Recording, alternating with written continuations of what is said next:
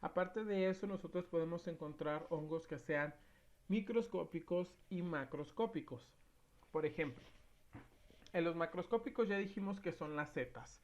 Y también mencionábamos que las hifas iban a formar, se pueden encontrar de dos tipos y por ende van a formar dos tipos de micelio. Un micelio que se considera vegetativo y otro micelio que se considera reproductivo. Aquí tenemos un cultivo de hongo Pleurotus, que es el hongo ostra que yo les comentaba. Y vemos que lo están cultivando, lo que tienen estas bolsas de plástico son paja. El hongo tiene que crecer utilizando los desechos vegetales, en este caso, que va a ser la paja. Dentro de la bolsa e invadiendo toda la paja se va a encontrar el micelio vegetativo. Y el hongo, o lo que nosotros conocemos como el hongo, que en este caso sería la seta es el micelio reproductivo. Lo que nosotros estamos acostumbrados a llamar un hongo, como por ejemplo el champiñón, no es en sí el hongo, es el cuerpo fructífero. Vamos, que si lo comparáramos con una planta, el hongo viene siendo, la seta, perdón, viene siendo el fruto del hongo. Y dentro de este cuerpo fructífero se van a encontrar las esporas, que van a ser como las semillas de nuestro hongo. Y en el caso de los hongos microscópicos, pues aquí vemos dos cultivos en agar, que lo más probable es que sea PDA o agar saburov, donde vemos aquí el crecimiento del micelio, que es esto como una capa algodoncita de algodón. Y una vez que se toman muestras y se ven al microscopio, nosotros podemos encontrar que hay estas estructuras. Estas estructuras que nosotros vemos aquí son los cuerpos fructíferos de los hongos microscópicos. Aquí tenemos el cuerpo fructífero característico del género Penicillium y del género Aspergillus. Estas bolitas que ustedes ven aquí, estas estructuras cilíndricas, son sus esporas, que vienen siendo como sus semillas. Además, los hongos son heterótrofos, como lo habíamos mencionado, son pluricelulares y tienen una reproducción asexual y sexual mediante esporas meióticas o mitóticas.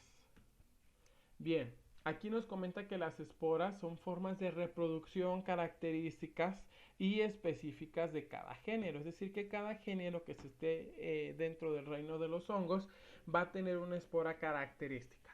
Las esporas se van a formar a veces en cualquier parte del micelio, siendo hongos microscópicos. Y hablando de hongos macroscópicos, pues obviamente va a ser nada más en la parte reproductora, que va a ser en la seta. Y la forma va a variar muchísimo desde una esférica hasta una poliédrica. Y debido al origen donde se den estas esporas, van a tener un nombre característico. Por ejemplo, las conidiosporas se van a formar en una estructura que se llama conidióforo. ¿Sí? Y las esporangiosporas se forman en un esporangio. Ahora bien, ¿cómo podríamos nosotros ver las esporas? Obviamente, si quieres ver las estructuras características aquí, como las vemos en estas regiones de esta sección, pues tendríamos que verlo con un microscopio, más o menos en el objetivo de 100. Pero podemos verlas de manera macroscópica, por así decirlo, con una técnica que se llama impresión de esporas, que sería tomando esta sección del hongo macroscópico que está aquí, esta parte, se le llama sombrero. Y normalmente si ponemos atención a un champiñón, por debajo del sombrero hay unas laminillas, y en el champiñón vienen estando entre colores cafés y negros. Si ustedes toman el sombrero del champiñón y lo presionan contra una hoja de papel, se va a formar por así decirlo, un dibujo.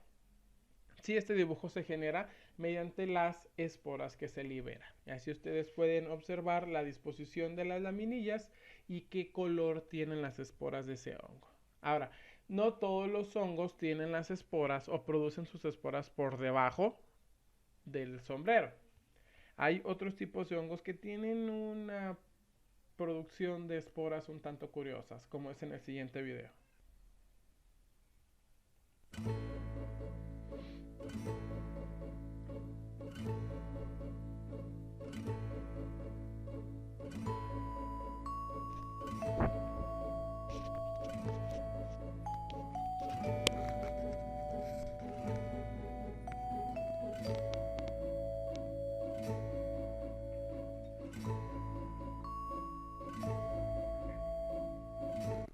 como podemos ver en este hongo, la estructura de lo que podría conocerse como su sombrero es totalmente cerrada.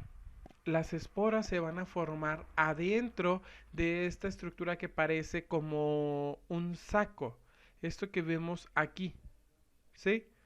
Y una vez que las esporas se van formando, esta estructura va aumentando tanto de tamaño hasta que se forma un orificio por la parte superior y las esporas salen disparadas. En este caso, pues al momento de tocar con la vara y hacer presión, vemos cómo van saliendo las esporas.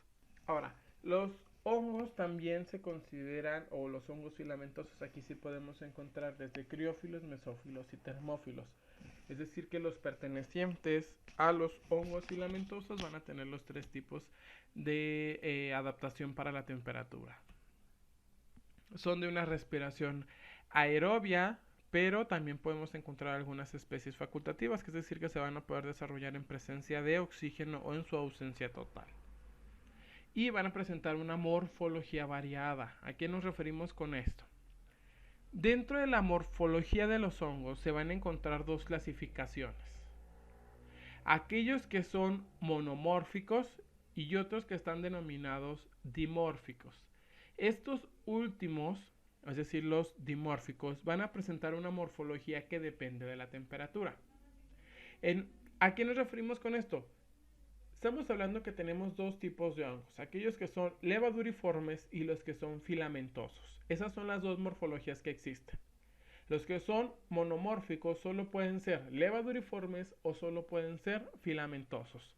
Y los que son dimórficos pueden ser los dos, pero esto va a depender de la temperatura. En una temperatura ambiente de 25 a 30 grados se van a formar como mohos, es decir, que van a ser filamentosos. Y en una temperatura superior o a partir de los 37 grados se van a transformar o van a tener una morfología de levadura, lo cual muchos hongos patógenos para los humanos tienen estas características. Al momento de que se contagian del ambiente, los contraemos como una espora a partir de un hongo filamentoso, pero una vez que ingresan en nuestros pulmones a través de nuestras vías respiratorias, dentro de ellos van a tener una fase levaduriforme. El que tengan una fase levaduriforme en algunas especies puede ayudar a evitar que esta enfermedad se contagie de persona a persona, ¿sí? Las esporas de los hongos filamentosos son más fáciles de dispersarse. Como lo vimos en el video, es como un polvito fino que puede ser arrastrado por el aire, a diferencia de las esporas de las levaduras que normalmente tienden a quedarse adheridas en el lugar donde están. Y finalmente tenemos a los hongos que son levaduriformes. Aquí todos, sin excepción alguna, son microscópicos. Obviamente heterótrofos, también todos son unicelulares. Van a presentar una reproducción asexual, a esta le vamos a llamar gemación, y sexual por una ascospora. ¿Qué es la gemación? La gemación es lo que vemos aquí. Los genes que están dentro del núcleo entran en un proceso de mitosis. En esta se saca una copia de todos los genes y se generan dos núcleos, como lo podemos ver aquí. Uno de esos núcleos migra hacia la periferia de la pared celular, donde se comienza a formar una gema, que va a ser una extensión de esta célula, y el núcleo es transferido hacia ese espacio. Una vez que el núcleo se encuentra en ese espacio y también se obtiene una copia de los organelos necesarios, la levadura se divide en dos, y esto es una reproducción asexual. Cuando estamos hablando de una reproducción sexual se van a formar ascosporas, es decir que mediante procesos de meiosis dentro de estas levaduras se van a formar las ascosporas. Aquí vemos una ascospora dentro de una levadura y aquí podemos ver hasta 4 dentro de la misma. Aquí nada más encontramos especies mesófilas y termófilas, no hay creófilas, y la respiración va a ser facultativa. Vamos, por ejemplo, Saccharomyces cerevisiae, que es la levadura con la que se fabrican los productos alcohólicos, en presencia de oxígeno va a producir vinagre y en ausencia de ese oxígeno produce alcohol. Es por eso que una botella de vino que no se acaba y se deja con un remanente del vino y se cierra, como ya quedó oxígeno dentro de la botella y todavía hay levaduras vivas, comienzan a transformar o comienzan su ruta metabólica y se produce vinagre en el vino. Por eso tiene un sabor un poco desagradable después de algunos días u horas, dependiendo del vino que se esté hablando. En este caso puede formar hifas y pseudohifas no septadas. ¿A qué se refiere? Las hifas que forman los hongos levaduriformes se conocen como hifas no verdaderas. Van a ser unas estructuras únicamente alargadas que van a salir de las células, pero no tienen las características para ser consideradas hifas. Y estas solamente se van a formar en condiciones específicas de nutrición. En un medio de cultivo, nosotros podríamos ver que las levaduras crecen de forma cremosa o de forma con una vista un poco humectada, a diferencia de los hongos que van a ser filamentosos, como lo veíamos en el panel de naranja, que se ven un poco como polvorientos. Aquí es donde mencionamos lo de las pseudo-hifas. Vemos aquí hifas verdaderas, unas estructuras que se van a encargar de formar ya sea micelio vegetativo o micelio reproductor.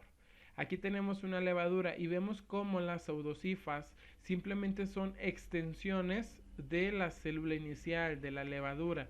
Tienen bastantes diferencias al verse sobre un microscopio.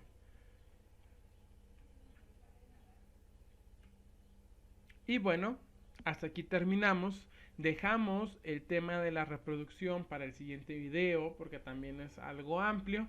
Y hasta aquí llegamos el día de hoy. Yo soy el profe Santana y fue un gusto estar con ustedes.